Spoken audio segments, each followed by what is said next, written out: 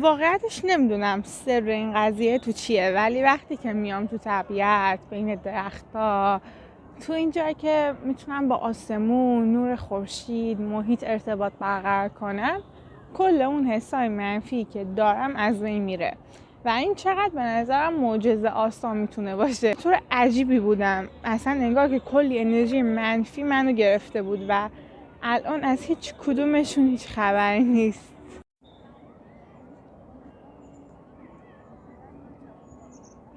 سلام بچه، تو داتا ولاگ قبلی درباره یه سریال صحبت کرده بودم که خیلی دوست داشتید دربارش بدونید.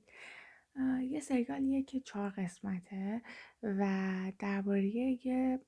سرزمینیه به اسم کاپیتال که توش 12 تا منطقه وجود داره و یه مسابقه وجود داره که هر ساله تو اون مناطق برگزار میشه و از هر منطقه‌ای یه دختر یه پسر انتخاب میشن و این اجباریه و داستان از اونجا شروع میشه که یه دختری انتخاب میشه و خواهرش به جاش داوطلب میشه، چون اون دختر خیلی کوچیک بود و خواهرش نمیتونست مثلا ببینه که اون دختر میخواد بره و اون مسابقه رو میده و مسابقه اینجوریه که در نهایت یک برنده داره و بقیه افراد باید بمیرن تا اون یک فرد بشه برنده اون مسابقه.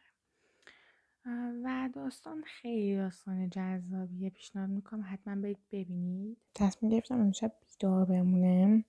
و یکم رفتم برای خودم سیب زمینی سرخ کردم، سس سفید و قرمز زدم، خیلی جذاب